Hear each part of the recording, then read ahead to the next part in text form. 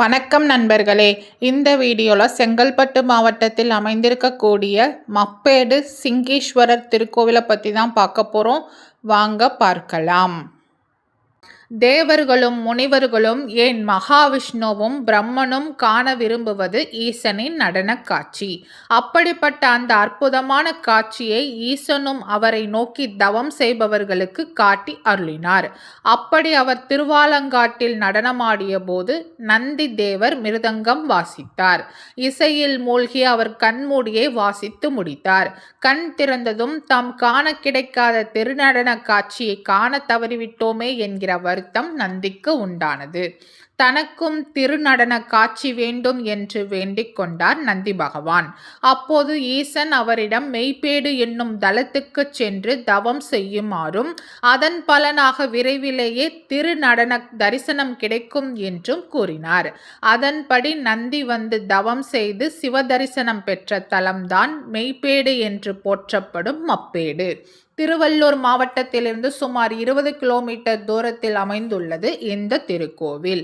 நந்திக்கு சிங்கி என்ற பெயரும் உண்டு.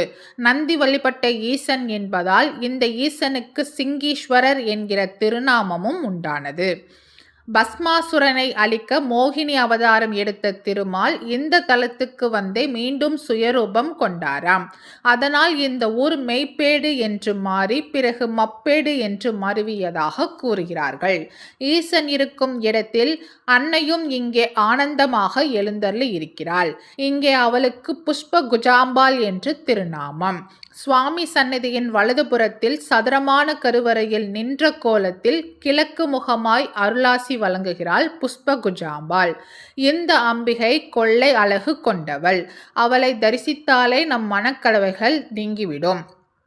மேலும் பேசுவதில் பிரச்சனை இருக்கும் குழந்தைகளை இங்கு அழைத்து வந்து இந்த அன்னையை வழிபட்டால் விரைவில் மடை திறந்த வெள்ளம் போல் அவர்கள் பேசும் நலம் பெறுவார்கள் என்கிறார்கள் பக்தர்கள். சுவாமிக்கும் அம்பாளுக்கும் புது வஸ்திரம் அணிவித்து வழிபட்டால் திருமண தடைகள் நீங்கும் என்பது பக்தர்களின் நம்பிக்கை. தென்கிழக்கு நோக்கிய 5 நிலை ராஜகோபுரம் அழகுடன் கம்பீரமாக நம்மை வரவேற்கும். ராஜகோபுரம் முழுவதுமே கலைநயமிக்க சுதை சிற்பங்களை கொண்ட சிற்ப பெட்டகமாக விளங்குகிறது. கோபுர வாயிலை கடந்து உள்ளே சென்றால் கருவறை, அர்த்த மண்டபம், மகா மண்டபம் ஆகியவற்றை கொண்டு அழகுற அமைந்துள்ளது இந்த ஆலயம். மகா மண்டபத்தின் முன்பு செவ்வக வடிவ முன் மண்டபம் அமைந்துள்ளது. தென்புற நுழைவு வாசலில் நடராஜ சபை அமைந்துள்ளது. மூலவரின் கருவறை கோஷ்டத்தில் பிரம்மாவின் திருவுருவம் காணப்படுகிறது. வியாழக்கிழமை தோறும் பிரம்மாவுக்கு அர்ச்சனை நடைபெறுகிறது. இதில் கலந்து கொண்டால் நம் தலையெழுத்து நல்லவிதமாக மாறி வாழ்க்கை சிறக்கும் என்கிறார்கள். பிரதோஷ காலத்தில் நந்தி மண்டபத்தின் முன்பாக உள்ள நவ வியாகரண கல் என்ற சிறிய கருங்கல்லின் மீது ஏறி நின்று ஒரு சேர நந்தியையும் ஈசனையும் வழிபட்டால் நரம்பு மற்றும் எலும்பு சம்பந்தமான வியாதிகள் நீங்கும் என்பது நம்பிக்கை.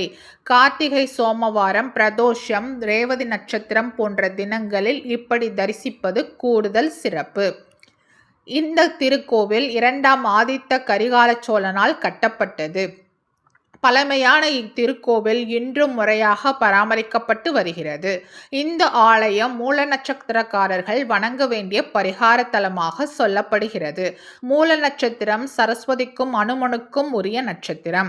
கல்வியும் வலிமையும் வழங்கும் இவ்விரு தெய்வங்களுக்கும் உகந்த இந்த நட்சத்திரத்தில் பிறந்தவர்கள் இங்கு வந்து வழிபட்டால் சகல நலன்களும் கிடைக்கும்.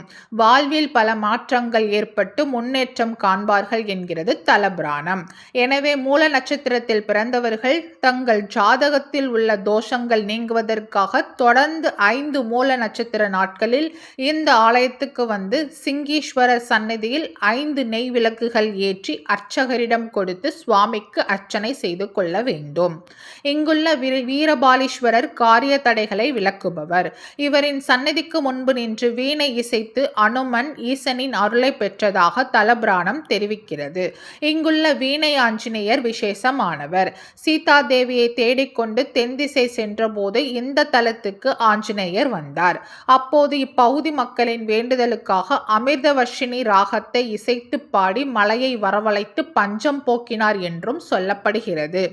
வாய்ப்பிருக்கும் அன்பர்கள் ஒருமுறை இந்த ஆலயத்துக்கு சென்று வாருங்கள். அந்த ஈசனின் அருளால் உங்கள் வாழ்வில் மகிழ்ச்சி பொங்கும். இந்த வீடியோ உங்களுக்கு பிடிச்சிருந்தா லைக் பண்ணுங்க, ஷேர் பண்ணுங்க, சப்ஸ்கிரைப் பண்ணுங்க. மறக்காம அடுத்து எந்த கோவிலை பத்தி பார்க்கலான்றத கமெண்ட்ல சொல்லுங்க. நன்றி மக்களே.